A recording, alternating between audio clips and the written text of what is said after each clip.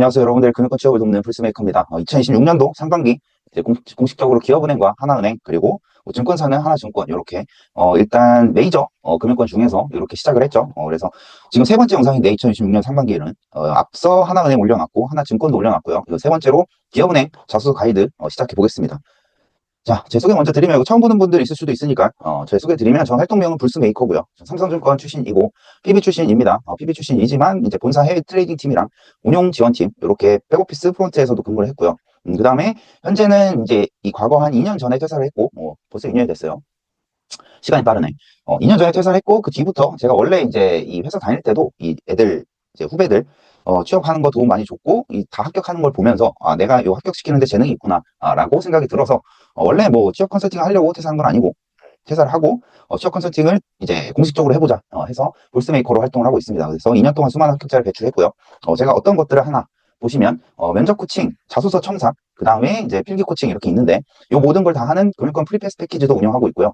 프리패스 패키지는 보통 계약 기간 1년 동안에 이제 서류랑 면접 코칭, 그 다음 필기 코칭까지 들어가서, 금융권 전체를 희망하시는 분들에게는 아무래도 시간적으로 그리고 이제 퀄리티 측면에서 제가 서류 첨삭이랑 제 서류 첨삭률이 합격률이 보통 90% 이상이기 때문에 스펙 문제가 없다면 그래서 서류는 초안만 주면 내가 거의 다 알아서 최고 퀄리티로 바꿔놓고 면접 코칭 때도 다른 취업 스터디 하는 것보다 훨씬 더 높은 퀄리티로 뭐 훨씬 더 높은이 아니라 비교 불가능한 퀄리티로 제가 대비를 시켜놓기 때문에 수많은 합격자를 배출을 하고 있습니다.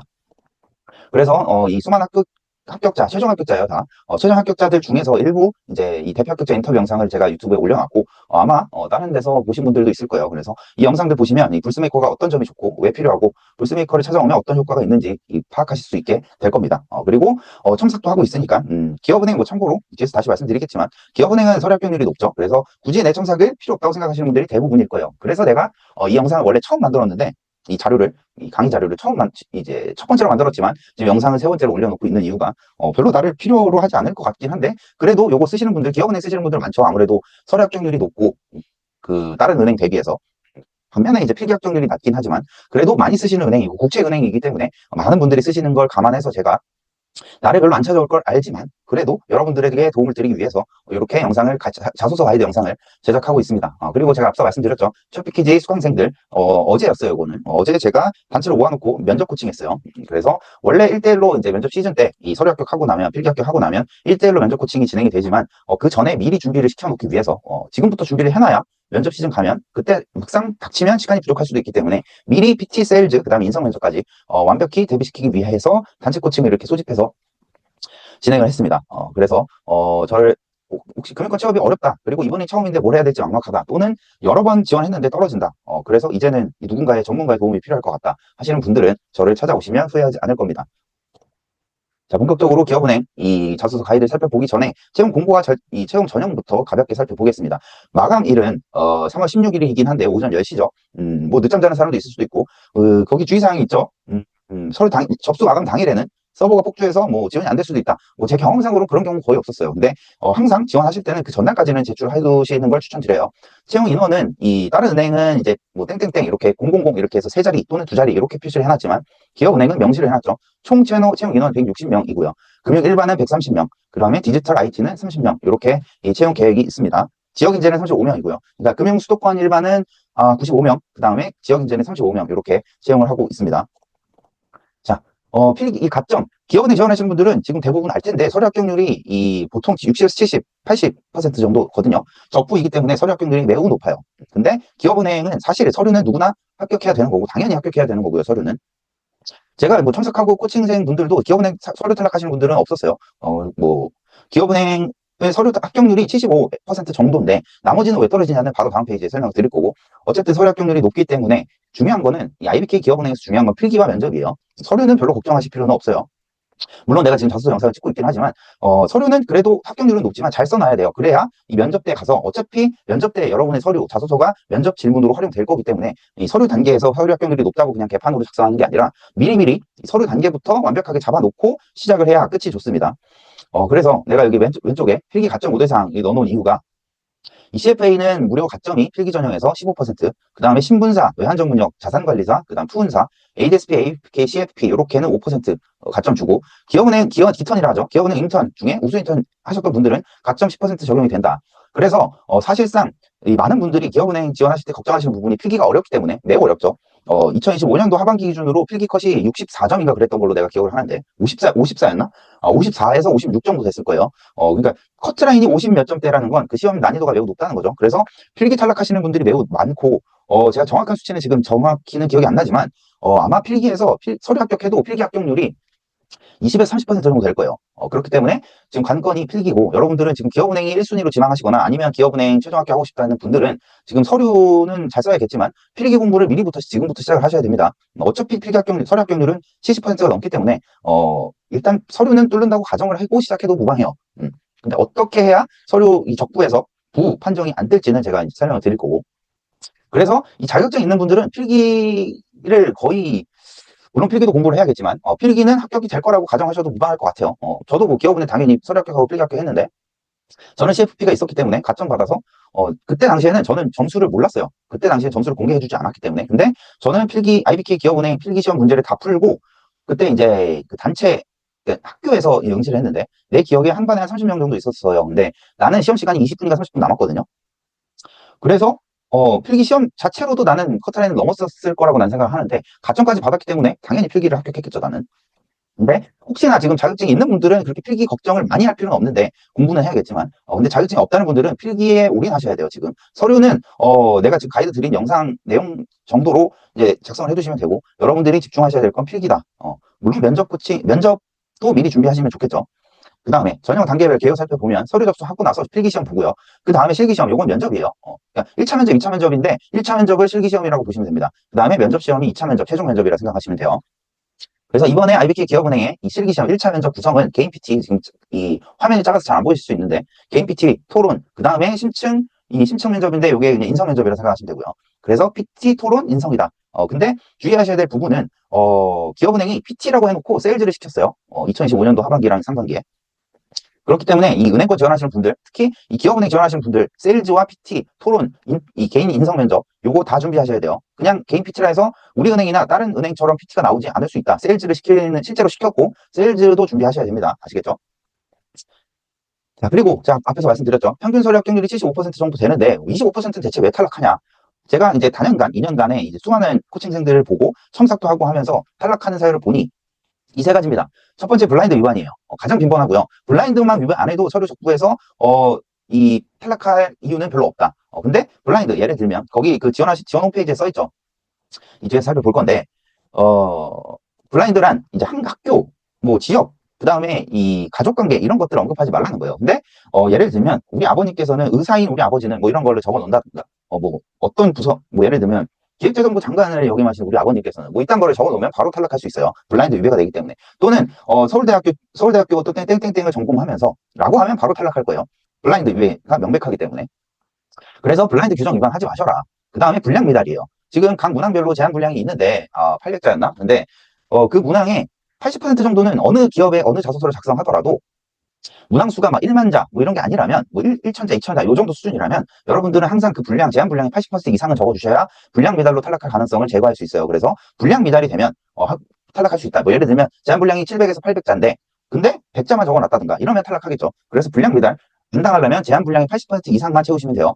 꼭 100%를 다 채울 필요는 없어요. 물론 다 활용하면 좋겠지만 80% 이상만 넘어가도 분량 미달로 탈락할 이유는 없다. 그 다음 불성실 기재예요. 지금 기업은행 지원하는데 우리은행이나 뭐 국민은행이라고 써놨든가 이러면 불성실 기재로 인해서 은행명 오기재로 인해서 탈락할 수 있다.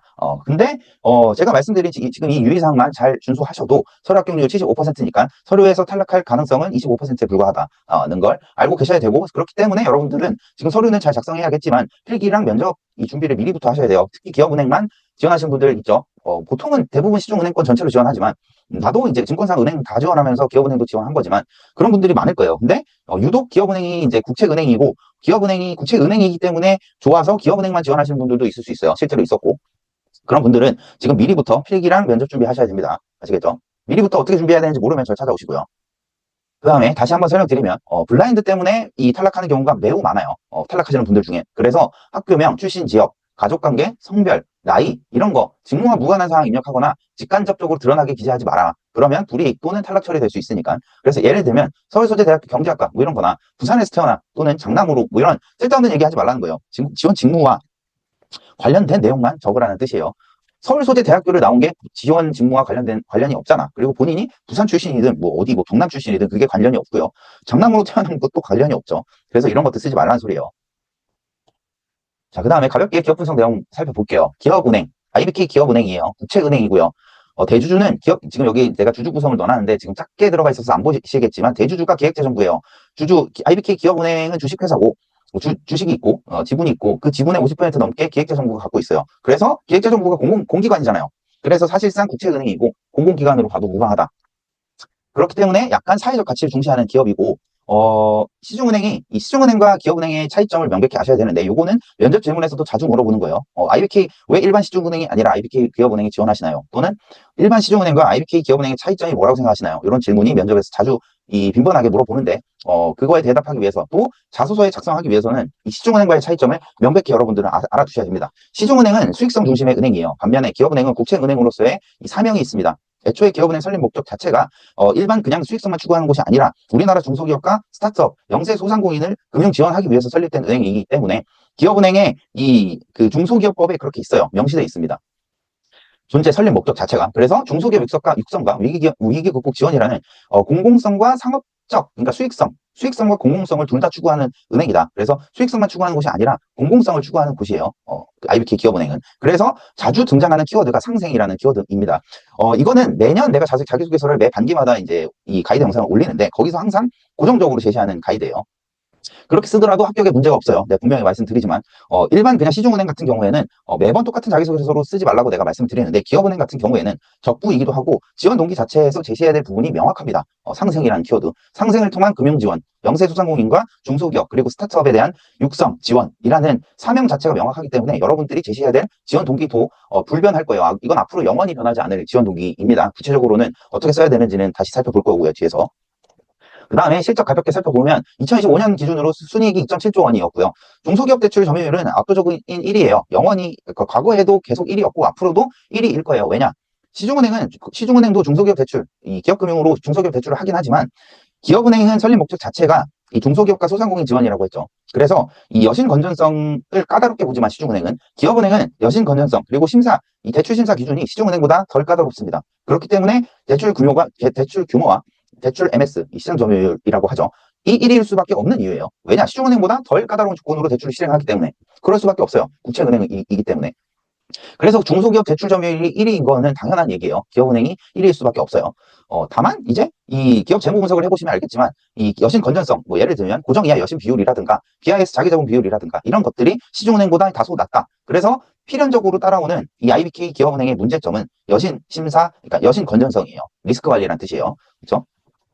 그래서 이제 불확실성 속에서도 뭐 건전성을 증명했다. 근데 그렇게 중소기업과 영세소상공인을 지원하더라도 순이익이 좋고 그 다음에 상대적으로 그거 대비해서 BIS 자기자본 비율이 안정적인 수준을 유지하고 있긴 하다. 다만 시중은행 대비해서는 약간 이 고정이하 여신 비율이 좀 불안한 수준, 그러니까 안 좋은 수준이다. 안 좋다.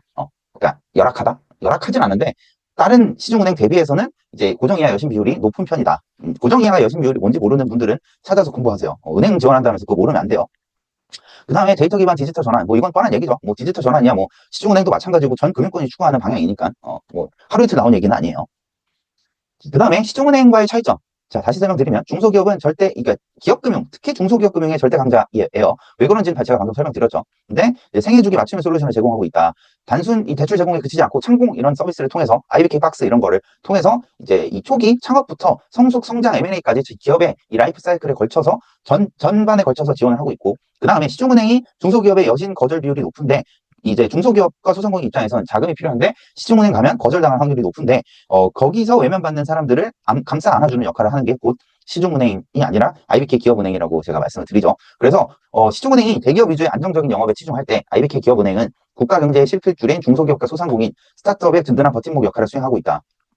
이거를 자소서에 어떻게 녹이냐? 본인의 과거 이 금융 관련된 유사 경험을 통해서 제시를 해주셔야 되는데 성장 가능성 예를 들면 신용보증기금 또는 기술보증기금 인정 경험이 있다고 치면 거기서 이제 자금 사정이 열악하지만 기술력이 뛰어난 스타트업 또는 중소기업을 본 적이 있다. 아무리 기술력이 뛰어나지만 자금으로 인해서 어려움을 겪는 걸 보고 아무리 기술력이 뛰어나고 잠재 가능성이 높은 기업도 금융 지원이 절실하다는 걸 느꼈고 그래서 기업은행이 지원한다 이런 식으로 써주시면 좋다는 얘기예요. 그래서 여러분들이 집중하셔야 될 부분은 기업은행 쓰실 때는 동반 성장과 상생 이런 키워드를 제시해 주시는 게 모범 답안입니다. 되게 뻔하지만 앞으로 불변할 키워드이기 때문에 여전히 똑같이 그렇게 쓰셔도 돼요. 제가 뒤에서 합격 자소서 예시 살펴볼 건데 거기서도 마찬가지로 그렇게 적어놨지만 기업은행만큼은 그렇게 적어도 문제가 없다. 그러니까 상생과 이 동반성장 키워드는 매우 많은 지원자들이 쓰는 이 문항이지만 지원 동기로 쓰는 내용이지만 그렇게 적어도 서류합격에 문제가 없어요. 자, 그리고 최근 경제 이슈로 보면 지방은행 이 중기대출이죠. 중소기업 금융대출인데 제자리다. 근데 대기업만 급증했다. 그러니까 지방은행의 중소기업 대출은 확대되지 않고 대기업만 이제 대출을 해주는 경향이 있다. 시중은행은. 반면에, 그러니까 여기서 여러분들이 제시할 수 있는 거는 자소서에 만약에 접목한다면, 지금 현재 최근 보도자료에 따르면 이 대기업 위주로만 이 금융지원이 강화되고 있는 실정이다. 그래서 상대적으로 이 중소기업과 소상공인, 스타트업, 이런 영세한 사업체들의 금융지원이 절실한 상황이지만 도움을 못 받고 있다. 그래서 IBK 기업은행에 내가 지원함으로써 이들의 이 기술력과 성장 잠재력이 뛰어난 기업의 금융 지원을 실현해서 우리나라 국가 경제에 이바지하고 싶다. 이런 식으로 제시해 주시면 된다는 소리입니다. 이 기사를 통해서 지원 동기 제시하는 것도 좋은 방법이고요. 오른쪽 보시면 요거는 약간 민감한 이슈긴 한데 여러분들 이거 제가 소개를 드리긴 하지만 요거는 자소서에 녹이지 않았으면 좋겠어요. 개인적으로는 그냥 참고만 하세요. 최근 기사를 보면 2월 22일자인데 기업은행 미지부수당 합의에 대한 금감원 반색 이유는 내용 살펴보면 최근에 이제 기업은행 노사가 법적 분쟁 대신에 이제 수당 문제, 그러니까 임금 협상 문제죠. 그래서 요걸 언급하면서 나는 원활한 소통 능력과 갈등 중재 능력이 있으니까 기업은행에 이런 문제를 해결할 수 있다고 어필할 수는 있겠지만 이거는 다소 민감한 정치적 이슈이기 때문에 이 노사관계 문제는 자소서나 면접에서 언급하지 마세요. 제가 넣어놓긴 했는데 이렇게도 쓸 수 있긴 한데 이렇게 쓰지는 마세요. 오른쪽은 그냥 무시해도 돼. 내가 얼굴로 가릴게. 이건 그냥 보지 마시고요. 여러분들은 왼쪽만 보시면 돼요. 자, 본격적으로 자기소개서 문항과 작성 가이드를 살펴보겠습니다. 지금 각 문항당 1,500바이츠예요. 1,500바이츠는 글자 수로 환산하면 대략 700에서 800자 정도 될 거예요. 나누기 2 하면 되거든요. 근데 요거는 정확히 맞추려면 지원 홈페이지에 이제 여러분들이 자소서를 작성하면 이게 몇 바이츠인지 나올 건데 요즘 그 자소설닷컴 이런 데서 저도 자소설닷컴으로 많이 활용하고 있는데 첨삭할 때 문항수, 글자수 이제 맞나 아닌지 체크하려고 거기 넣어보시면 내가 공백 포함해서 1,500바이츠가 되나 안 되나 넘냐 안 넘냐 제가 그리고 80% 이상은 해주셔야 된다 그랬죠. 그래서 최소한 1,200바이츠 이상은 작성하시는 게 불량 미달로 인해서 탈락할 사유 가능성을 제거할 수 있는 거다. 그래서 문항이 4개예요. 4개 문항 모두 각 문항당 1,500바이츠입니다. 자, 잠깐만 커피 좀 마시고. 1번 문항 지원 동기, 2번 문항 장점과 단점, 3번 문항 몰입 경험, 4번 문항은 자유 문항인데 스스로 묻고 답하는 문항이에요. 1번 문항은 그냥 IBK 지원 동기, 우리가 매번 나오는 IBK 지원 동기, 제가 앞에서도 설명드렸던 그 상생과 동반 성장 키워드로 제시해 주시면 되는데 2번 문항은 장단점이에요. 직무 수행에 필요한 장점, 활용할 수 있는 본인만의 장점이 뭔지, 그리고 보완해야 될 부분은 뭔지 제시해 주셔야 되는 문항이고요. 3번 문항은 몰입 경험을 묻고 있는데 지금까지 살면서 가장 몰입했던 경험이 뭐냐? 이것 또한 그냥 일반적으로 몰입했던 경험이 아니라 직무 수행에 어떻게 활용할 수 있을지까지 감안을 해서 여러분들이 몰입했던 경험을 제시를 해주셔야 되고요. 4번 문항은 자유문항이에요. 자유문항이지만 여기서도 직무 역량을 어필해 주시는 게 가장 모범적이에요. 왜냐? 지금 이 영상으로 저를 처음 접하시는 분들도 있을 수 있어서 내가 얘기를 하는 건데 내가 매번 자소서 가이드 영상 또는 면접 가이드 영상 올릴 때마다 하는 얘기는 결국의 채용의 본질은 지원하는 직무에 필요한 역량이 뭔지 제대로 아는 것부터 시작하고요.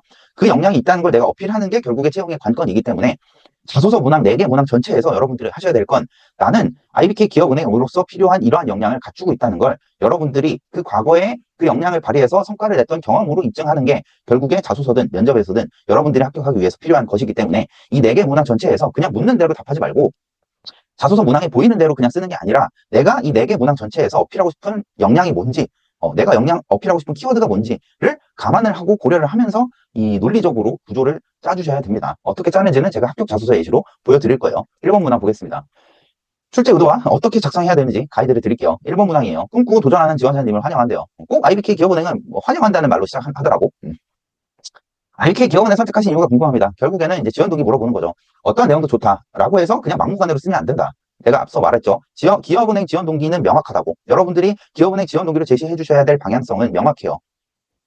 그래서 지원 동기에 대해서 편하게 얘기하라는데 그렇다고 진짜 편하게 쓰면 안 되겠지. 어떻게 써야 되는지 제가 뒤에서 계속 이 최종 합격 수준의 이 자소서 예시를 보여드릴 거예요. 자, 그래서 편하게 쓰라고 한다고 막 반발로 쓰거나 아니면은 그냥 부모님의 영향으로 뭐 이런 가치관을 형성했다 뭐 이런 걸로 쓰거나 아니면은 그냥 난 친절한 사람이다 뭐 이런 너무 뻔한 내용을 쓰면 안 된다. 그래서 1번 문항에서 묻고 있는 것은 이 수많은 시중은행 중에서 왜 하필 국책은행인 기업은행에 지원하시나요? 라고 물어보는 거예요. 그래서 여러분들이 하셔야 될 건 IBK 기업은행의 존재 목적이 뭔지부터 명확히 알아야 되고, 그거 내가 아까 설명드렸죠. 그래서 여러분들이 제시해 주셔야 될 건 결국엔 기업은행의 목적인 중소기업, 소상공인, 영세 소상공인, 스타트업 지원 방향에 여러분들은 방점을 두셔야 됩니다. 그래서 기업금융 심사지향점이라고 했는데, 특정 산업 분석, 거시경제 동향을 파악했던 경험이 있다. 이걸 기반으로 본인이 이 기업금융 실천, 이 직무를 수행하는데 어떤 도움이 될 수 있을 것 같아서 지원합니다라고 적어두셔도 되고요. 그 다음에 소상공인 상생 경험, 이게 가장 대표적인 지원 동기예요. IBK 기업은행의 조직 전체에 위한 성장을 위한 조직 전체 성장을 위한 희생과 협력 스토리라고 했는데, 여기서 제시해 주셔야 될 가장 좋은 스토리는 신보 기부 인턴 경험을 통해서 제시해 주시는 게 가장 모범적인 거고요. 두 번째는 그 인턴 경험이 없다. 그러면 우리 아르바이트 하는 분들 많을 거 아니에요. 그 아르바이트가 일반적으로 대기업 아르바이트를 한 분들은 별로 없을 거고, 일반적으로 우리가 아르바이트라고 하는 것은 영세 소상공인들, 영세 사업체에 그러니까 쉽게 말하면 음식점, 카페, 뭐 주점 뭐 이런 거잖아요. 거기서 그분들이 다 영세 소상공인이란 말이에요. 그러면 내가 이런 아르바이트를 했는데, 그때 당시에 사장님께서 이런 고민이 있었다. 금융 지원이 필요한 적이 있었다. 그래서 그 경험을 통해서, 영세 소상공인들의 우리나라의 경제의 든든한 버팀목인데, 무려 90% 이상이, 99% 가까이가 영세 소상공인인데, 우리나라 경제 기업체에. 근데 이분들의 이 생활을, 그러니까 우리나라 경제의 든든한 버팀목인 이분들에게 금융 지원이 절실하다는 걸 깨달았고, 그래서 이 IBK 기업은행이 지원한다. 이런 방향으로 제시해 주시라는 뜻이에요. 이게 가장 무난한, 가장 좋은 건 아닌데, 만약에 기보 신보 이런 중소기업 관련된 인턴 경험이 없다면, 아르바이트만 해도 지원 동기는 풀어낼 수 있다. 아주 명확하게 풀어낼 수 있다. 그러니까 걱정 안 하셔도 돼요. 그 다음 데이터 기반 성과, 뭐 이거는 그냥 뜬구름 잡는 얘기니까 넘어갈게요.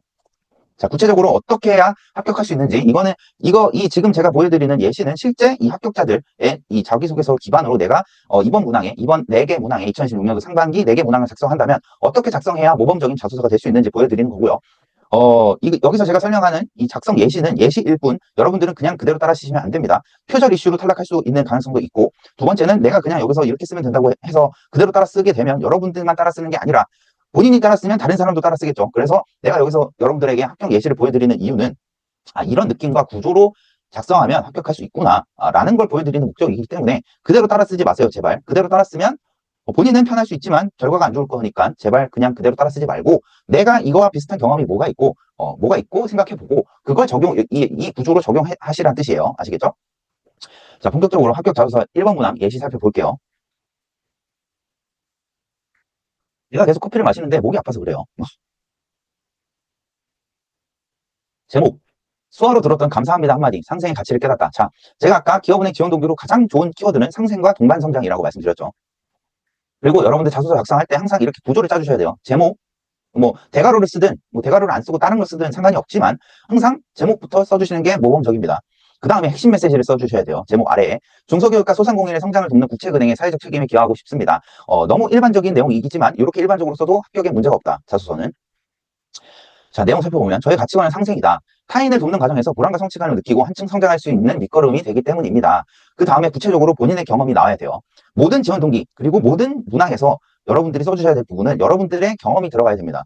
그냥 일반적인 내용, 인터넷에 기사 찾거나 그냥 남들이 쓰는 일반적인 내용으로 적는 게 아니라 본인의 경험을 통해서 증명해 주셔야 돼요. 모든 문항은.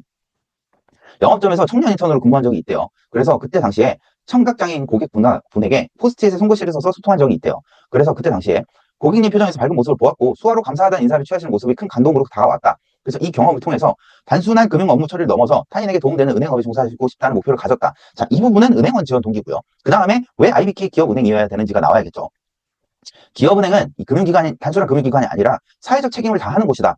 예를 들면 참고과 같은 IBK 박사 같은 프로그램을 통해서 중소기업과 소상공인, 영세소상공인, 스타트업을 돕는, 성장을 돕는 국책은행이라는 점에서 매력적이다. IBK 희망 디자인과 같이 기업은행이 지향하는 상생의 가치를 실현하고 싶다. 이런 식으로 동반 성장과 상생, 그리고 영세소상공인, 중소기업 요 키워드를 넣어서 지원 동기를 작성해 주시면 됩니다.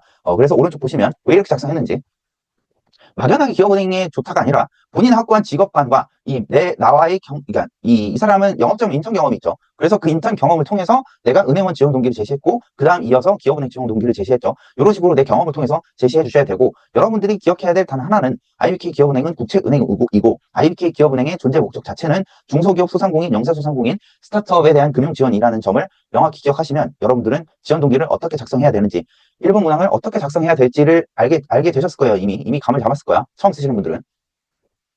다음에 불변의 키워드라 했죠. 상생과 동반 성장. 그래서 여러분들 1번 문항에서 어필해야 될 거는 동반 성장과 상생의 가치를 깨달았던 나의 경험이고, 그 뒤에 이어서 IBK 기업은행은 어떤 곳이길래 내가 그 동반 성장과 상생의 가치를 실현하기에 좋은 곳이다 라는 점을 제시해 주시면 1번 문항은 깔끔하게 마무리하실 수 있습니다. 그래서 이 사람은, 이분은 내가 썼지만 이 예시에서는 청각장애인 응대라는 고객 응대 역량도 어필했고, 그 다음에 IBK 기업은행의 공공성과 사명을 언급하면서 자연스럽게 지원 동기로 제시를 했다. 그래서 이렇게 작성하셔도 되고요. 각 문항별로 사례 2개씩 살펴드릴 거예요. 두 번째, 직원 잘 만났다는 인사가 희망을 확신으로 바꿨다. 나는 자산관리 역량이 있고 제 자산관리 역량을 극대화할 수 있는 곳이 W인프라를 강화하고 있는 기업은행이기 때문에 지원합니다. 라고 이제 핵심 메시지를 제시했어요. 항상 제목 다음에 그 전체 문항을 요약하는 핵심 메시지 이렇게 제시를 해주셔야 좋은 자소서가 됩니다. 왜냐하면 여러분들의 자소서를 읽는 채용 담당자는 여러분 거 자소서 말고도 수십에서 수백, 많게는 수천 건, 한 사람이 수천 개를 보진 않겠지만 최소한 수십 개는 본단 말이에요. 그렇기 때문에 자소서를 자세히 안 봐요. 자세히 안 보기 때문에 여러분들은 모든 자소서를 작성하실 때 제목과 핵심 메시지로 이미 이 초반부에 합격 여부가 결정이 날 수 있거든요. 중요한 부분이니까 제목과 핵심 메시지를 항상 이렇게 작성하시는 습관을 들이세요. 그다음 본격적으로 본론 살펴볼게요. 내게 필요한 곳, 그리고 나를 필요한 곳에서 일하고 싶다. 생활공고에서 근무하면서, 자, 이 부분은 블라인드 위배가 아니에요. 왜냐? 여기 기업은행 홈페이지 유의사항에 명시가 돼 있죠. 직무 관련된 나의 과거 경험, 경력사항은 블라인드 위배 이슈가 아니다 라고 명시가 돼 있기 때문에 생활공고에서 근무하면서 라고 써도 블라인드 위배 이슈는 없어요. 하지만 이게 걱정된다면 그냥 금융기관에서 라고 쓰셔도 무방합니다. 아예 블라인드 이 위배 가능성을 원천 차단하려면 그냥 금융기관에서 근무하면서 라고 작성하시는 것도 무방해요. 상관없습니다. 자산관리 영문을 활용해 이 6억 원의 출자금을 유치했던 경험이 있다. 영문이란 역량이라고 보시면 돼요, 그냥. 그래서 이런 강점, 그러니까 여기서 이 사람이 어필하는 거는 이 자산관리 역량이죠. 그래서 실제적으로 6억 원이라는 출자금을 유치했던 경험이 있다. 항상 내가 무슨 역량이 있다는 걸 어필하려면 그 근거 사례가 필요하다고 말씀드리죠. 그래서 이 나의 자산관리 역량을 활용할 수 있는 최적의 곳이 기업은행이다. 기업은행은 WM을 강화하고 있기 때문이다. 지금 이거는 제가 예시로 보여드리는 거라서 전체 문항을 자세히 전 문항 전체 내용을 내가 다 담았지는 않았는데 지금 이거 자체는 요약본이라 생각하시면 돼요. 그래서 요거 여기서 만약에 풀 버전으로 추가한다면 기업은행이 최근에 W인프라를 강화하고 있는 구체적인 예시를 여기서 추가했어야겠죠. 근데 지금 이건 요약본이기 때문에 그건 생략됐다. 또한 그러니까 기업은행은 지금 W를 강화하고 있기 때문에 WM을 강화하고 있기 때문에 내가 기여할 수 있다. 그렇기 때문에 기업은행 지원한다. 이런 식으로 상생이나 동반성장 이 키워드가 아니라 기업은행의 현재 중점 추진 사업 과제에 내가 기여할 수 있다고 하는 방향으로 지원 동기를 제시해 주셔도 좋아요. 남들 다뻔하게 상생과 동반성장만 거의 대부분이 동반성장과 상생이란 키워드로 제시할 거기 때문에 오히려 나는 차별화 두고 싶으면 이런 나의 어떤 역량이 기업은행의 중점 추진 사업 과제에 어떻게 기여할 수 있다. 이런 식으로 작성하시는 것도 좋은 방법이에요. 그래서 꼭 제가 앞서 소개드린 동반성장과 상생의 키워드만 정답은 아니다. 이렇게 IBK 기업은행이 현재 집중하고 있는 사업 영역에 내가 기여할 수 있다. 이런 식으로 제시해 주시면 오히려 남들과 뻔하지 않은 자소서가 될 수 있겠죠. 기업은행은. 근데 지금 제가 예시를 보여드리지만 사실 여기서 제시하는 내용들은 이 자소서 예시들은 시중은행 버전으로 만약에 취한을 한다면 빈약해요. 내 기준엔. 기업은행 서류 합격률이 높기 때문에 이 정도만 작성하면 된다는 뜻이지, 이거 제가 다른 이 하나은행 자소서나 자소서 가이드나 아니면은 제가 최근에 이제 증권사 자소서 가이드 영상도 올려놨는데 그것들 보시면 이거랑 결이 달라요. 이거는 그냥 기본적인 거고 기업은행 자소서는 기본적이라서 그냥 요 정도로 난이도, 요 정도로 알려드리는 거지, 이거를 그냥 시중은행으로 쓴다면 약해요. 이 정도로 시중은행을 합격하기는 어려울 수 있어요. 그래서 만약에 다른 은행 쓸 때는 이거 말고 조금 더 고퀄리티 자소서가 필요하거든요. 그거는 제 다른 영상 가이드 보시거나 아니면 나한테 찾아오면 내가 첨삭을 해줄 거니까, 요 정도는 그냥 기본적이다. 참고하세요. 또 고객으로부터 당시에 직원 잘 만나서 좋다는 인사를 들었던 적이 있다. 그래서 보람을 느꼈고 상품을 면밀히 분석해서 해지 환급금 예상 자료를 별도로 제작했고 상담에 활용해서 1개월 만에 6억 원이란 매출을 달성했다. 그래서 이 슈퍼루키 WM 프로그램 등 전문가를 육성하는 지금 WM을 강화하고 있는 기업은행에서 나의 실전 WM 역량을 발휘해서 윈윈 클래스를 이끌어내겠습니다. 자, 그 기업은행의 WM 이 브랜드는 윈이죠, 윈 클래스. 그거를 활용해서 이렇게 작성한 거예요. 그래서 WM 쪽 역량을 어필하고 싶다, 지원 동기로. 그러면 이런 식으로 작성할 수 있다. 그래서 이렇게 작성한 이유는 나는 그냥 상생이랑 동반성장이라는 뻔한 키워드가 아니라 내 역량을 어필하고 싶다, 지원 동기지만 내 역량을 활용할 수 있는 곳이 기업은행이다 라는 쪽으로 나는 역량 어필 쪽에 지원 동기를 작성하고 싶다 하시는 목적이라면 이렇게 작성할 수 있고, 기업은행이 최근에 이 WM 역량 강화, 비이자이익 확대는 이 기업은행뿐만 아니라 모든 은행권이 지금 집중하고 있는 분야죠. 그게 결국에는 비이자이익의 핵심은 WM이고 자산관리. 그렇기 때문에 지금 WM 역량을 강화하고 있다는 점을 포인트로 집어서 중점 추진 사업 과제를 포인트로 집어서 이렇게 지원 동기를 제시했다. 그래서 이 부분에서는 내가 왜 지원하냐뿐만 아니라 나는 자산관리 역량과 영업력, 세일즈 역량까지도 갖추고 있다는 걸 어필한 거죠. 그리고 항상 말씀드리지만 은행원에게 필요한 대표적인 역량 첫 번째 고객 응대, 두 번째 금융 전문성, 자산관리 역량이죠. 세 번째 영업력, 이 세 가지예요. 이 세 가지를 여러분들이 이 자소서랑 면접에서 어필하셔야 될 부분인데 여기서는 이제 내 역량 어필하는 방향으로 지원 동기를 제시를 했다. WM 쪽으로. 그리고 구체적으로 6억 원이라는 출자금을 유치했던 경험, 특히나 이 사람은 금융기관 근무 경험이 있기 때문에 조금 더 썰 풀어내기가 좋겠죠. 그래서 1번 문항은 이 두 가지 버전으로 제가 보여드렸고 이런 식으로 작성하시면 합격에 문제가 없다. 2번 문항 살펴볼게요. 장점과 단점이에요. 뭐 되게 지금 자소서 처음 쓰시는 분들은 조금 어려울 수도 있겠지만 뭐 자소서 여러 번 쓰신 분들은 이거 되게 이미 뭐 과거에 많이 작성해 두신 분들은 이거 뭐 작성하는데 전혀 어려움을 겪지 않으실 텐데 어떻게 써야 되냐 일단 가이드 드릴게요. 문항부터 살펴보면 지원자님에 대해서 더 알아가고 싶대요. 알아가고 싶대요. 본인이 생각하는 장점과 단점을 알려주세요. 그리고 구체적인 경험이나 보완을 하기 위한 노력도 함께 적어주시면 더욱 좋습니다. 이 말은 뭐냐? 본인이 은행원으로서 특히 IBK 기업 은행으로서 활용할 수 있는 직무상 장점이 뭐냐? 그리고 그 장점을 발휘했던 경험에 대해서 경험을 들어서 본인이 그 장점을 갖추고 있다는 걸 우리한테 증명해라 라는 뜻이고요. 단점도 제시해 주시는데 그 단점만 제시하는 게 아니라 그 단점으로 인해서 곤란한 상황을 겪었던 경험과 그걸로 인해서 그 이후에 그 단점을 보완하기 위해서 어떤 노력들을 구체적으로 해오셨는지 제시해 주세요 라는 뜻입니다. 2번 문항은. 그래서 보통 장점과 단점을 한 번에 묻는 문항 같은 경우에는 아무래도 단점 많이 보여주는 것보다는 장점 많이 보여주는 게 좋겠죠. 그래서 장점의 비중을 한 60% 정도 배치하시고요. 단점은 한 30에서 40% 정도로 배치해 주시면 돼요. 근데 주의하셔야 될 부분은 그냥 장점, 단점만 제시하는 게 아니라 각각의 필요한 사례, 근거 경험이 필요하다. 그래서 장점이면 내 장점을 발휘했던 구체적인 경험, 성과 경험, 단점이면 그 단점으로 곤란한 상황을 겪었던 경험과 여기서 끝나는 게 아니라 그 단점을 보완했던 경험들, 보완하기 위해서 내가 어떤 노력과 실천 경험들이 있는지까지도 제시를 해주셔야 됩니다. 그래서 직무기술서, 이 채용 공고 보시면 직무기술서 있죠. 거기서 예를 들면 이 데이터 분석력과 갈등을 중재를 이끄는 협상력이 나와 있는데 직무기술서에 필요한 역량 중에 하나고 그래서 요것들을 제시해 주셔도 되는데 지금 제가 말씀드리고 싶은 부분들은 어떤 역량 키워드를 제시해야 될지 모르겠다 하시는 분들은 IBK 기업은행 채용 홈페이지에 직무기술서에 필요 역량이 있으니까 그 역량 키워드 중에 하나를 골라서 내가 그 역량 키워드를 어필할 수 있는 과거 경험, 성과 경험이 있으면 그 키워드로 풀어내시면 돼요. 그리고 이 IBK 기업은행의 적부 심사는 철저히 그 뭐랄까 직무기술서에 기술돼 있는 기재돼 있는 필요 역량이 부합하느냐로 판단을 하기 때문에 여러분들이 명확히 하려면 그 직무기술서를 제대로 보시면 어떤 내가 방향으로 어떤 역량을 어필을 해야 되는지 명확히 알게 되실 거예요. 근데 그거 보나마나 은행원에게 필요한 다양한 역량은 첫 번째는 고객 응대, 두 번째는 금융 전문성, 세 번째는 영업력 이게 대표적이고 이거에 부가적으로는 뭐 데이터 분석력, 설득력, 협상력 뭐 이런 것들이 들어가 있겠지. 커뮤니케이션 능력 뭐 이런 거 뻔한 거 들어가 있을 거예요. 안 봐도 난 봤는데 보고 그냥 다 뻔한 내용이에요. 근데 혹시나 지금 은행권 처음 준비하시는 분들은 어떤 역량 어필해야 되는지 모를 수 있으니까 그 모르면 물론 내가 지금 얘기한 게 거의 전부인데 모르시겠으면 직무기술서를 다운받아서 한번 보세요. 그거 채용 홈페이지 들어가면 있으니까. 그 다음에 단점은 직무 수행에 치명적인 단점을 어필하시면 안 돼요. 예를 들면 나 윤리의식이 없어서 어떤 경험이 있다. 뭐 어떤 안 좋았던 경험이 있다든가 아니면 뭐 잦은 지각 뭐 또는 뭐 누구랑 싸웠던 경험 뭐 이런 것들 그러니까 인성 문제 있는 것처럼 보이는 또는 이 사람은 진짜 은행원으로서 적합하지 않겠다라는 느낌이 드는 단점을 제시하면 절대 안 되겠죠. 뭐 예를 들면 아르바이트로 근무할 때 남의 돈을 고객의 돈을 삥땅 쳐서 혼난 경험이 있다. 이딴 소리 하면 안 된다는 소리예요. 생식이 있는 사람이라면 안 적겠죠 그런 건. 그러니까 직무 수행에 치명적이지 않은 단점으로 제시하세요.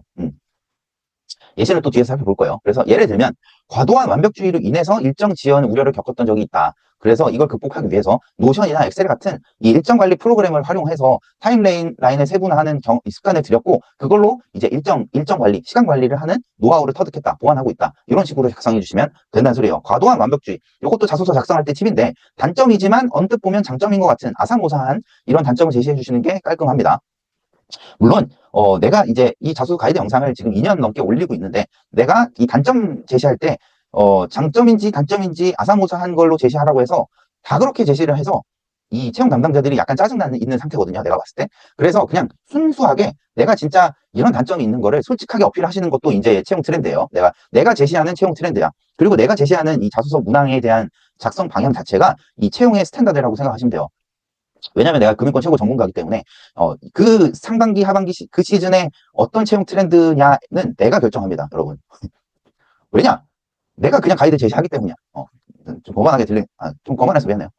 그건 아니고 근데 내가 해보니까 내가 제시를, 이 작성 가이드랑 면접 가이드를 제시를 유튜브에 영상을 올리는데, 그걸 많은 친구들이 보고 내가 제시하는 방향대로 쓴단 말이야. 그 방향대로 써서 합격하고 하는데, 근데 그렇기 때문에 나는 지금 2년 넘게 해오면서 내가 느끼는 부분이에요, 이게. 내가 제시하는 게 좀 이 취준생분들한테 도움이 많이 되는 것도 물론인데, 이 뭔가 무게감이라 해야 될까? 책임감? 뭐 그런 것도 느끼고 있는 동시에, 맨날 똑같은 자소서 작성 가이드를 제시하면 이것도 채용 트렌드에 뒤지기 때문에 내가 항상 그 채용 시즌마다 변화의 흐름을 읽어서 여러분들은 이번 시즌에는 이렇게 작성하시면 좋을 것 같아요 라고 제시하는 거예요. 이런 것처럼. 단점은 과거에는 내가 원래는 이런 과도한 완벽주의처럼 단점이지만 언뜻 보면 장점이, 그러니까 원래 장점인데 그걸 단점처럼 포장해서 제시하라고 내가 과거 자소서 영상들에서 얘기를 했어요. 근데 이제는 그거는 마이너스 요인이 될 수 있다. 그냥 오히려 솔직하게 본인의 단점을 그러니까 직무에 치명적이지 않을 만한 단점으로 솔직하게 어필하고 그 단점을 어떻게 보완을 하기 위해서 노력했는지 제시해 주시는, 솔직하게 어필하는 것도 좋은 방향이다. 이제는 이번 시즌엔 그래요. 또 너무 솔직해서 단점이 부각되면 안 되는데, 그거는 이제 또 내가 다음 채용 시즌 때 어떻게 흐름을 읽어서 또 보완 방향을 제시할 건데, 아무튼 이제는 너무 이 장점인 건데 단점처럼 언급하는 건 피하시는 게 좋을 것 같다. 이번 시즌에는. 아시겠죠? 구체적으로 합격 사례, 합격 예시 살펴볼게요. 한 번에 드릴까요? 한마디로 리뷰 4배 증가. 자, 이거 장단점이죠. 장점. 요거 제목만 봐보면은, 약간 센스를 어필하는 것 같죠? 내용 보면, 핵심 메시지 보면, 검은색 부분. 디테일한 고객 관찰력으로 만족도를 높인 장점과 철저한 논리로 믿고 극복한 지나친 조심성을 제시합니다. 그러니까 이 경우에 이 예시에서 제시하고 싶은 장점은 고객 관찰력이고, 어떻게 보면 고객 응대 역량이죠. 그 다음에 단점은 조심성이다 라는 거죠. 자, 내용 살펴보겠습니다. 장점은 고객 입장에 생각하고 행동하는 관찰력이다. 레스토랑에서 서빙 알바를 할 때 사진 찍기 위해서 모든 메뉴가 나올 때까지 식사를 기다리는 고객이 있었다. 그래서 내가 그 고객에게 다가가서 전 메뉴를 한 번에 드릴까요? 라는 작은 제안을 했고, 그 결과 방문자 리뷰를 4배 이상 증가시키는 결과를 가져온 적이 있다. 자, 이런 식으로 그냥 내가 이런 장점이 있다는 걸 어필하는 게 아니라 그 구체적인 근거 사례까지 필요하다. 계속 강조를 하죠, 제가. 그 다음에 제시하는 건 단점이에요. 타인의 시선을 의식해서 조심성이 많은 게 단점이다. 요것도 어떻게 보면 그냥 솔직하게 단점 어필한 걸 수도 있는데, 이거는 이제 내가 쓴 거라서 사실 이거는 장점으로 볼 수도 있어요. 왜냐하면은 은행원으로서 이 은행원은 이 뭐랄까 실수하면 안 되잖아요. 특히 이 다른 사람 고객의 돈이 걸려 있는 이 업무이기 때문에 철저하게 완벽하게 이제 실수를 하면 안 된단 말이야. 그렇기 때문에 나는 조심성이 있어요 라는 거는 사실상 나는 조심성이 있기 때문에 실수를 최소화할 수 있다는 장점으로 어필한 건데, 원래 의도는, 내가 작성하는 의도는. 근데 여러분들은 지금 읽을 때 요게 조금 그냥 자랑이 아닌 자랑으로 느껴지진 않잖아. 이게 장점으로 느껴지진 않잖아요. 여러분들 처음 봤을 때 이런 식으로 작성하면 돼요. 그래서 인턴 당시에 PT 발표에서 이 상사분들 앞에서 위축됐던 적이 있다. 그래서 하지만 구성과 종목이 나쁘지 않으니까 자신 있게 하라는 선배들로부터의 조언을 받았고, 이후에 제 논리를 믿고 당당하게 의견에 피력하는 자세를 취해서 성공적으로 이 발표를 마쳤던 적이 있다. 자, 이런 식으로 작성을 해주시면 됩니다. 그래서 오른쪽 보시면 내가 왜 이렇게 작성했냐? 첫 번째 장점 부분. 그러니까 직무 수행에 필요한 역량을 어필하는 거라 했죠, 결국엔. 그래서 그 여러 가지 역량 중에서 이 센스, 관찰력이라는 걸 통해서 난 센스가 있는 사람이다라는 걸 어필한 거고요. 이 센스 또한 금융인에게 필요한 역량 중 하나죠. 왜냐? 고객 응대해야 되기 때문에. 그리고 이제 신입회원으로서 가질 수 있는 흔한 약점이죠. 이 소극적인 자세나 아니면 조심성 또는 위축되는 거, 쉽게 위축되는 거, 이런 것들을 극복해 나가는 과정. 그러니까 결국에는 회원에게 필요한 역량을 갖추고 있다는 걸 어필한 거예요. 장점과 단점 모두. 그래서 이 예시에서 어필하고 싶었던 역량은 고객의 숨은 니즈를 파악하는 관찰력과 본인의 약점을 정확하게 파악하는 메타인지 능력이다. 그래서 어떻게 풀어냈는지는 본인의 경험을 통해서, 아르바이트 그리고 인턴 경험을 통해서 각각 제시를 했습니다. 이런 식으로 제시해 주시면 되고요. 또 다른 사례를 살펴볼게요. 정도를 걷는 거북이 토끼만큼 빠를 수 없을까? 요 기사 제목만 봐도 이 사람은 정도를 걷는 게 장점이고, 근데 조금 업무 처리가 느리다는 단점이 있겠네 라고 유추할 수 있죠. 좋은 제목은 이렇게 내용을 안 봐도, 제목만 봐도 이 사람이 어떤 내용을 이 문항에서 작성해 놨겠구나 라고 유추할 수 있는 이 제목이 좋은 제목이에요.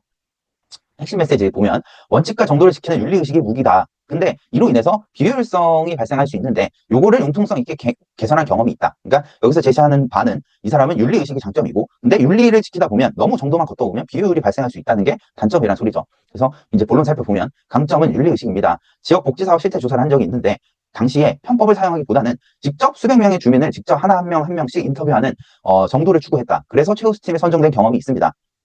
이 부분은 장점이고요. 윤리의식. 자소서나 면접에서 윤리의식, 정도 이런 거를 어필하는 친구들이 많지가 않아요. 그래서 이 이 윤리의식을 어필하는 자소서를 제시하는 것도 좋은 차별화된 자소서를 제시할 수 있는 방안이에요. 그 다음에 두 번째 문단. 하지만 이제 단점이 나오겠죠. 원칙을 고수하는 성격이 때때로 과도한 시간 투입으로 이어져 비효율을 초래하기도 했다. 이건 단점이죠. 일부 팀원의 불만을 수렴한 뒤 정도를 걸으면서 효율을 동시에 추구하게 됐다. 자, 이렇게 극복을 한 거예요. 불만 수렴. 그리고 이제 여기서 이제 알 수 있는 거는 타인의 의견을 수렴하는 자세, 열린 마음, 뭐 열린 태도 이런 거죠. 이후 프로젝트에서 가이드라인을 준수하되 비대면 인터뷰를 도입해서 인터뷰 횟수를 늘려서 불필요한 이동 시간을 최소화함으로써 비효율을 보완했다. 그래서 여기서 단점으로 제시했던 건 비효율인데 그거를 나는 타인의 의견 수렴과 이 효율성을 극복하는 방안으로 이제 보완을 해서 결국에는 좋은 결과를 도출했다라고 제시를 한 거예요. 그래서 기업은행에서도 정보와 효율을 모두 추구하는 자세로 고객 신뢰와 업무 효율이라는 두 마리 토끼를 동시에 잡겠다라고 제시를 한 겁니다. 이렇게 이것도 좋은 자소서예요. 그래서 이 요약돼 있지만 이런 식으로 이 자소서를 작성해 주시면 됩니다. 그래서 왜 이렇게 작성했냐 내가 금융권에서 이 민감하게 윤리의식 중요하단 말이에요. 남의 돈을 만지는 직업이기 때문에. 그래서 윤리의식을 최고의 무기로 앞세우고 융통성 부족이라는 단점을 이 비대면으로 도입했다. 그러니까 나는 마음이 열린 사람이다. 남의 의견도 수용할 수 있는 사람이고 꽉 막힌 사람이 아니다라고 어필한 거죠. 그래서 여기서 어필하고 싶었던 역량은 이 정도를 걷는 이 윤리의식과 그 다음에 업무 효율성도 나는 이제 갖추고 있다는 걸 어필한 거예요. 그리고 그냥 그걸 어필하는 게 아니라 구체적인 근거 경험까지 제시를 하면서 이 신뢰도를 높인 거죠. 그래서 항상 계속 강조하지만 무조건 본인의 경험, 그걸 내가 A를 주장하고 싶으면 그걸로 인해서 성과를 도출했던 경험이나 어떤 긍정적인 결과를 도출했던 경험을 반드시 여러분은 제시해 주셔야 됩니다. 3번 문항 볼게요. 3번 문항은 몰입 경험이고 스타 기법이라고 여러분들 뭐 많이 아실 것 같아요. 요즘에는 나도 이 취준할 때 나도 이제 자소서 작성 가이드 뭐 이런 것들 찾아보고 막 했거든요. 책도 보고 거기서 나와 있던 것이었어요. 그래서 스타 요거 나쁘지 않은 기법이에요. 그래서 내용 살펴보면 3번 문항 살펴볼게요. 남들과는 다른 지원자님의 경험 그리고 또는 무언가를 위해 전력을 다했던 경험이 있나요? 거창한 게 아니어도 좋으니까 지원자님이 강조하고 싶은 부분을 말씀해 주세요 라고 했는데 결국에 이 부분도 이 직무 역량이에요. 여러분이 이 직무 수행에 도움이 될 만한 어떤 역량을 갖추고 있는지 그리고 그 역량은 그러니까 본인은 직무 수행에 도움이 될 만한 어떤 경험이 있냐라고 물어보는 거예요. 그래서 요 3번 문항 작성하려면 스타 기법을 활용하면 좋은데 어떤 당시에 어떤 목표 또는 문제 상황이 있었는지 그리고 그때 이걸 해결하기 위해서 구체적으로 나는 어떤 역할을 맡았고 어떤 행동을 했는지 그게 이제 T와 A죠. 액션. 그래서 이 액션 부분의 비중이 60% 이상 들어가야 된다. 내가 앞에서 계속 설명했던 근거 사례가 들어가야 된다라는 것과 마찬가지예요. 그래서 구체적으로 어떤 행동을 했는지 이 근거 사례를 A 부분에서 60% 정도 배치를 해주시면 되고요. 여기서 끝나는 게 아니라 결과까지 제시해 주셔야 됩니다. 그래서 어떤 결과, 성과를 도출했고 이 경험으로 어떤 교훈과 배움을 얻었는지 어떤 역량을 기를 수 있었는지 제시를 해주시고요. 그 다음엔 여기서 끝나는 게 아니라 마무리 부분에선 이 경험을 통해서 쌓은 교훈, 배운 점, 역량을 기업은행에서 어떻게 활용하겠다라는 식으로까지 마무리해 주시면 좋습니다. 그래서 예시 살펴볼게요. 정확한 설명으로 뱅크런 사태를 막다. 내용 보면 핵심 메시지 보면 극한의 위기 상황에서 지식과 침착함을 무기로 고객을 설득했고 신뢰를 지킨 몰입 경험이 있습니다. 라는 거죠. 제목과 핵심 메시지를 보면 이 사람은 침착함과 금융 전문성 그리고 설득력을 어필하는 거네요. 자, 내용 살펴보면 새마을금고 근무 당시에 인근 지점에 600억 원 규모의 PF 대출 부실로 인해서 폐업이 발생한 적이 있다. 그때 우리 지점, 내가 일하고 있는 지점까지 뱅크런 사태를 겪었다. 흥분한 고령 고객이 찾아온 적이 있는데 그 고객이 찾아와서 항의하면서 여기 지금 망하는 거 아니냐. 예금 인출을 요구했다. 근데 이 고객에게 일단 우선적으로 흥분되어 있는 상태였기 때문에 고객을 먼저 안정시키는 게 우선이었고 그 다음에 PF 부실 영향이 제한적이다. 그래서 우리 지점에 영향이 없다는 걸 차근차근 하나씩 설명을 했다. 어떻게 설명을 했는지 내용이 나오죠. 그 다음 문단에. PF 대출이 책임 준공 확약을 통해서 신용 보강 중이라는 점, 그리고 연체율이 1%도 안 되는 0.7%에 불과하다는 점, 그리고 그 당시에는 이제 5천만 원까지, 지금은 예금자 보호 한도가 1억 원인데 5천만 원까지 예금자 보호가 된다. 이건 엄밀히 말하면 새마을금고는 예금자 보호법은 적용이 안 돼요. 왜냐하면 비은행 예금 기관이기 때문에. 근데 새마을금고 자체적으로 예금자 보호 제도가 있어요. 그래서 그걸 얘기하는 거예요. 그래서 5천만 원까지 예금자 보호가 된다는 점을 감정에 동의하지 않고 차분하게 설명을 했습니다. 결과적으로 고객은 안심하고 예금 인출 철회했습니다.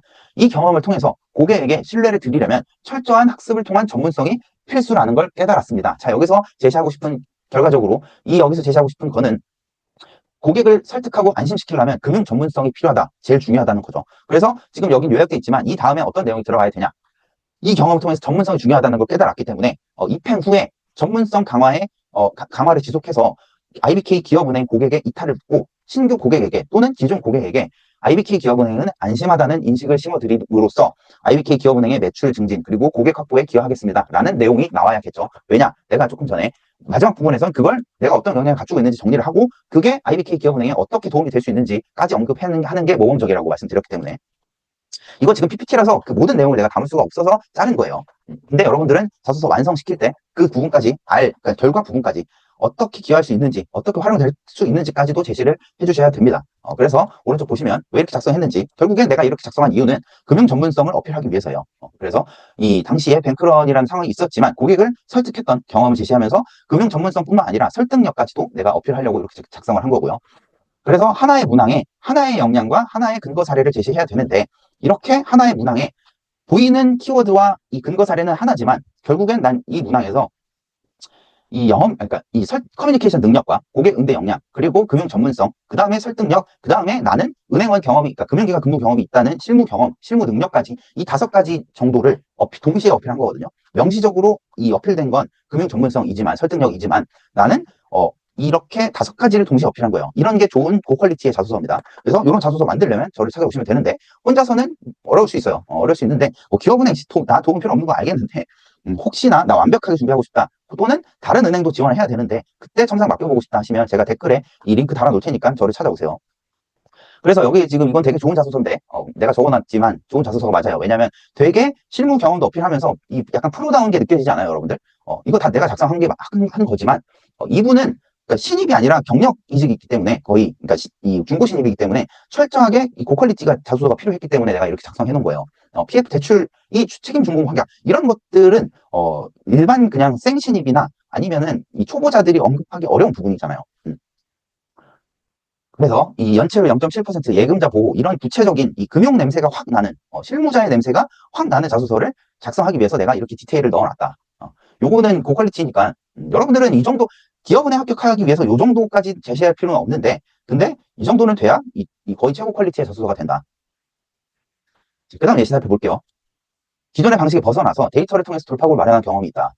이 핵심 메시지 보면 한계에 부딪혔을 때 관행을 탈피하고 이 데이터로 새로운 돌파구를 마련한 경험이 있습니다. 어떤 경험인지 이제 본론에서 살펴볼게요.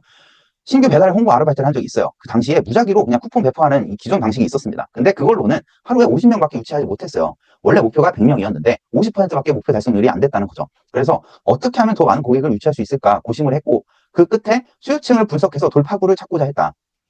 그 다음 문단 보면 그럼 이제 어떻게 이제 수요층을 분석해서 돌파구를 찾았는지가 나오겠죠.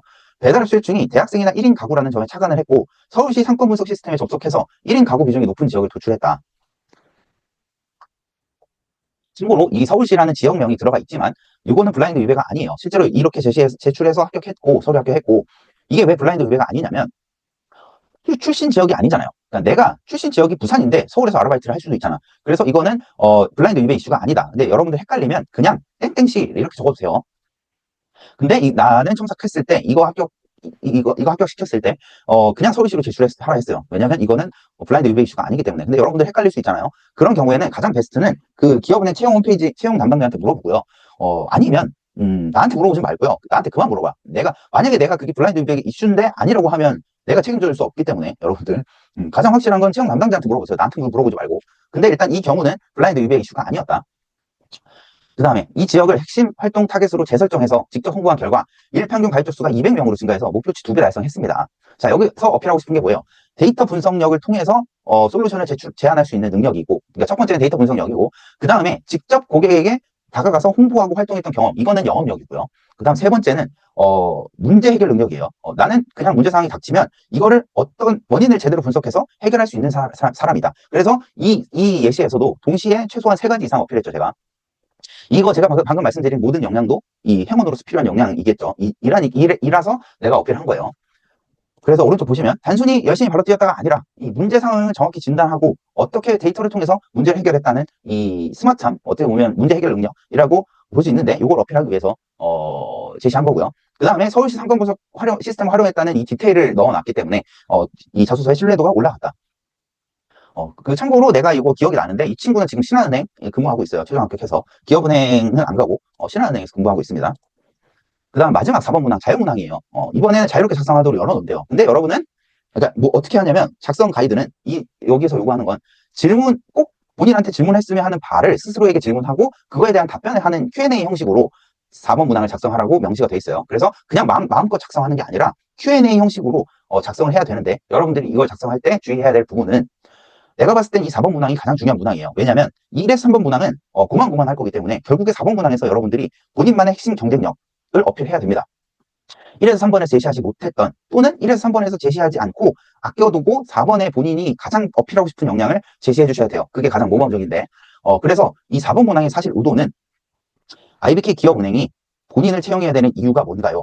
라고 물어보는 거예요, 사실. 그러니까 본인이 남들과 차별화되는 역량이 뭐 있냐라고 물어보는 겁니다. 이게 가장 중요한, 결국 채용의 본질에서 본질적인 문제예요, 요게.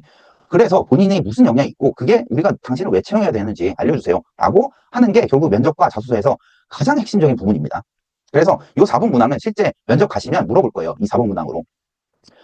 그래서 오른쪽 보시면 추천 질문 세팅 가이드 예시인데, 첫 번째는 입회 후에 즉시 기업금융 또는 개인금융 또는 자산관리에 기여할 수 있는 본인만의 이 무기, 역량은 무엇입니까? 라고 이렇게 제시할 수도 있고요. 두 번째는 최근 금융권 디지털 전환 속에서 본인만의 데이터 수집, 활용 역량을 발휘해서 조직에 기여한 경험이 있습니까? 뭐 이런 식으로 1에서 3번에서 제시하지 않았던 역량을 어필하는 것도 좋은 방법이고, 만약에 1에서 3번 문항 중에 데이터 분석 또는 데이터 역량을, 디지털 역량을 어필하지 않았다. 그러면 4번 문항에서 이렇게 디지털 역량을 어필해도 되고, 아니면 이제 내가 항상 말씀드리는 핵심 역량이 아까 말씀드린 고객 응대, 금융 전문성, 영업력도 있지만 대표적으로 채용 시에 평가하는 요소는 직무 적합성, 조직 적합성, 기업 적합성인데, 이 중에서 4번 문항에서 조직 적합성, 협업 역량을 어필하는 것도 괜찮아요.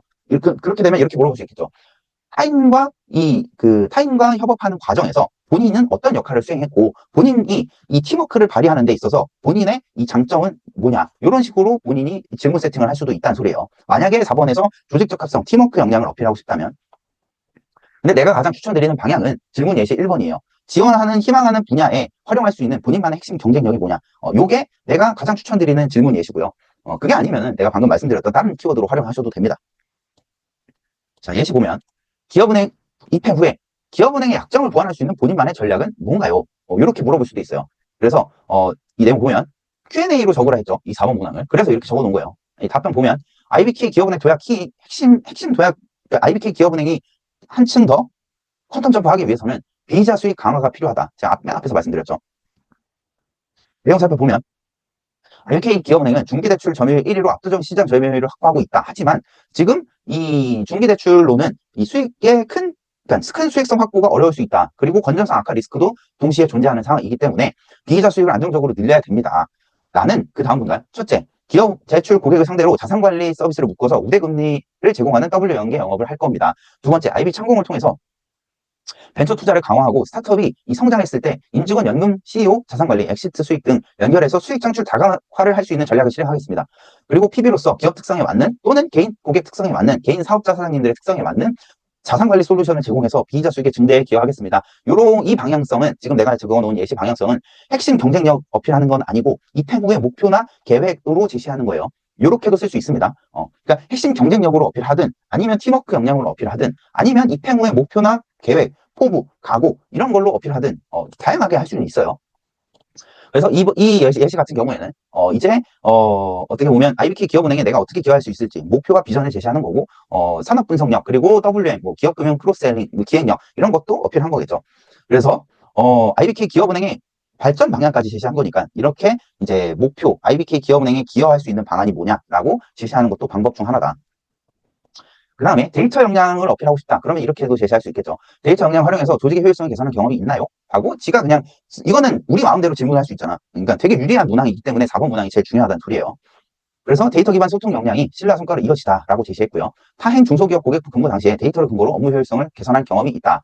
당시에 이제 총 여섯 실적 일부를 작성해야 되는데 오래 걸렸다, 시간이. 그래서 이 업무 효율을 높이기 위해서 사무소 코드를 입력하면 센터와 점포 등 자동으로 분리되는 필터를 제작해서 그 엑셀 함수를 만들었다. 그 결과 업무 시간을 70% 이상 단축할 수 있었다. 그래서 여기서 언급하고 어필하고 싶은 건 1에서 3번에 제시하지 못했던 역량 중에 이 사람은 데이터 역량을 어필한 거예요. 또는 문제 해결 능력을 어필한 걸 수도 있겠죠. 그래서 이런 식으로 작성하는 것도 방법 중에 하나다.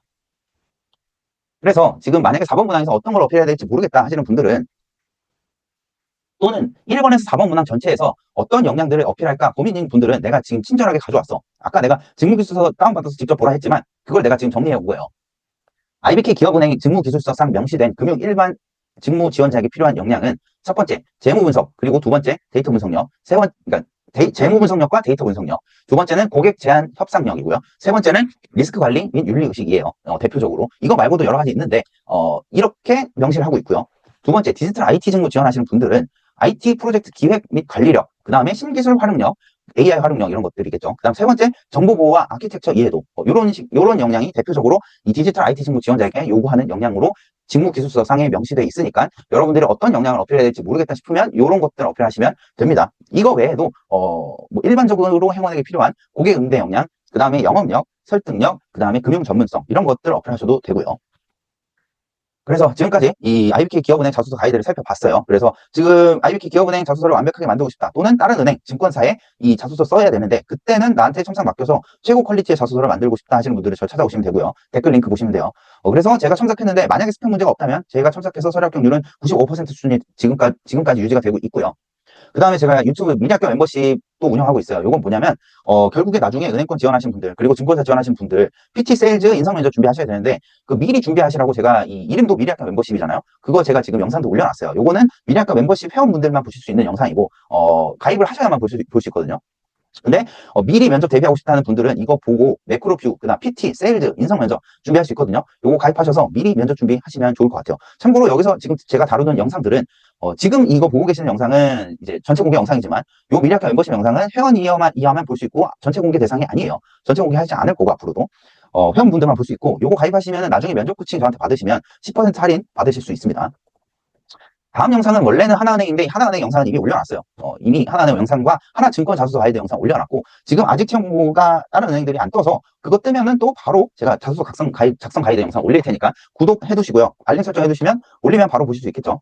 그래서 다음에 이제 또 조만간 곧 이 다른 자소서 가이드 또는 면접 가이드 영상으로 찾아뵙겠습니다. 넌 내가 꼭 합격시킨다. 요거는 제 이 슬로건이고 여러분 저한테 찾아오시면 여러분들 꼭 합격시킬 거니까 내가 도움 필요하시면 그리고 이번에는 꼭 가고 싶다 하시면 꼭 저를 찾아오세요. 딴 데 가봐야 어차피 저만한 퀄리티로 합격 못 시켜요. 자, 다음에 곧 좋은 영상으로 찾아뵙겠습니다. 감사합니다.